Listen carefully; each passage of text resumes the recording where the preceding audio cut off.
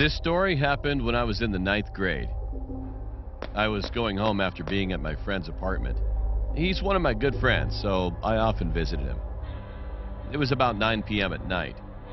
Usually I went home at 5 or 6 when I visited him, but it was final exam week, so I went home later than usual to prepare for it together. He lives on the 15th floor. I took the freight elevator down because it was quicker than the passenger elevator. The elevator is kind of old, shaky, and not really well maintained. The fan isn't working, the walls are rusty, full of graffiti, and the light flickers, as you would expect from an old building's elevator. At the moment, there were 3 or 4 people with me going down to the lobby.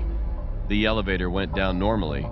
Then, suddenly, at the 9th floor, the door opened. I saw one of my other friends. Her name is Billy. She was playing, laughing with some kids who I assumed to be her friends. Then she looked at me and smiled. I stared at her for a moment, but I didn't reply to her because, well, we're not that close. Nothing came to mind to say. So the elevator closed back up and took me to the lobby. But soon, I realized that no one that was on the elevator with me seemed to notice those kids, despite the loud laughter they made. But once again, I didn't care about it, so I went back home and rested. The day after, I saw Billy again. Out of curiosity, I asked her, "Hey, why were you playing so late at night? Why didn't you stay at home?" She looked confused, as if I was asking her a random question. She then asked me, "Well, what do you mean? I didn't go anywhere yesterday. I was at my house." I was a bit confused, and I couldn't believe what she just said. She then asked me again, "Well, what was I wearing yesterday?" I answered, "You wore a white t-shirt, right?" I was hoping that she would say yes, but she said no. I felt my heart dropping. If it wasn't her that I saw last night, then who? A few days later, as usual, I was visiting my friend and went home late again. I waved goodbye to him as I was walking the corridor. One thing came to mind. How am I going to get down?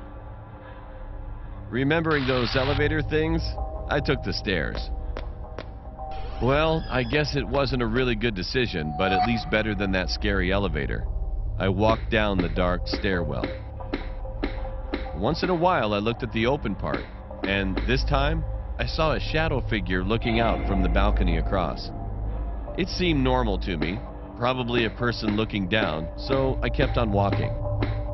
Watching my step, I looked back up again, and suddenly, the shadow figure thing disappeared into nowhere in just a blink of an eye. I was so scared thinking about how the hell did that guy disappear that quickly? By jumping down the balcony? My steps went quicker, but to my astonishment, I saw the sign 8th floor, which means I saw that figure when I was on the 9th floor. That same floor that I witnessed the ghost Billy. Soon I called my friend and told him about it. He was surprised and told me that a lot of people also said that the 9th floor is actually haunted.